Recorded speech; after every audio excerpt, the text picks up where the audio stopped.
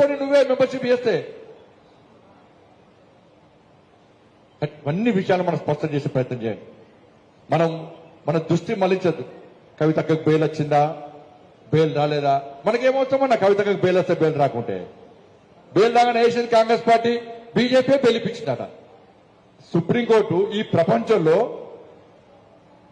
ప్రపంచంలో అత్యధికంగా అన్ని కోర్టుల కంటే ఎక్కువ తెలంగాణ ఈ దేశంలో కోర్టులకు గౌరవం ఉందంటే, న్యాయస్థానాలకు గౌరవం ఉందంటే ఈ దేశంలో, ఈ ప్రపంచంలో భారతదేశంలో మాత్రమే. ఇలా ఈ కోర్టులు లేకుంటే ఈ దేశంలో రాజకీయ నాయకులు ఇంతో అంతో భయపడతారు అంటే అది కేవలం కోర్టులకు మాత్రమే భయపడతారు. కోర్టులో నాకు వ్యతిరేకంగా తీర్పు వస్తే నాకు కోర్టు అవుట్ చేస్తుంది, తప్పు చేస్తే కోర్టులు శిక్షిస్తాయని చెప్పి ఒక భయం ఇలా మోసగారి లోపల, దొంగ లోపల, లంగ లోపల ఉంది అంటే కేవలం కోర్టు వాళ్ళనే. కోర్టుల నుంచి భయపడుతున్నారు.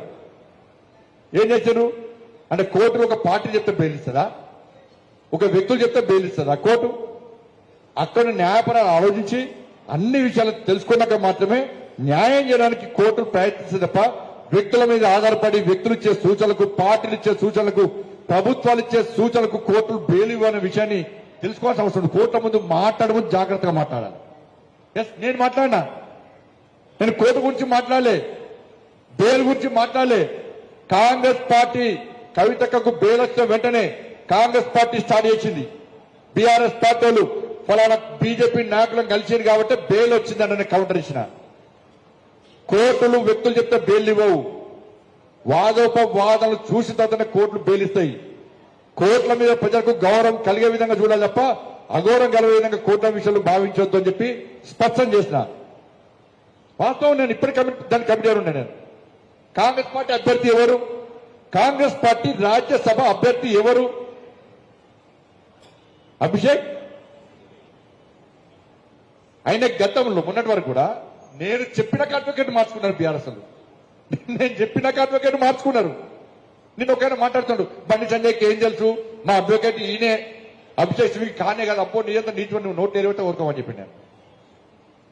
నువ్వు కోర్టులో వాదించింది కవితక్క బెయిల్ కోసం ఆర్గ్యుమెంట్ చేసింది అభిషేక్ సింగ్ గారు, అవునా కాదా? పేపర్ చూపెట్టాను నేను, పేపర్ బాధ్యత ఆధారాలు చూపెట్టినా.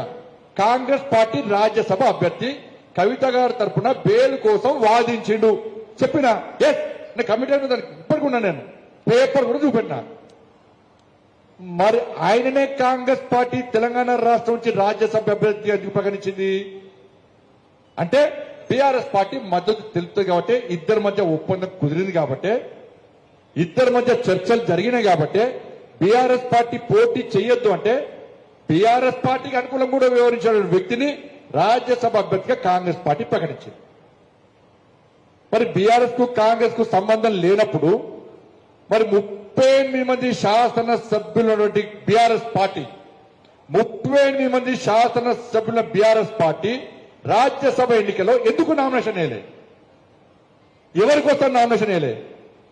కవితక్క తరఫున వాదించింది కాబట్టి, ఇద్దరి మధ్య అంతర్గిక ఒప్పందం జరిగింది కాబట్టి బీఆర్ఎస్ పార్టీ రాజ్యసభ ఎన్నికల్లో పోటీ చేయలే. ఇప్పుడు ఏ పార్టీ ఒకటన్నా? ఏ పార్టీ ఒకటి? వాళ్ళు అంటే కేసీఆర్ కూడా అమెరికా పోతే కూడా మనకే సంబంధం అట, కేసీఆర్ కూడా పాకిస్తాన్ పోతే మనకే సంబంధం అట. అయిపోయిన తర్వాత అమెరికా పోయి చర్చ జరుపుతామట. నేను చెప్పిన కాంగ్రెస్ బీఆర్ఎస్ మాట ముచ్చట అయిపోయింది.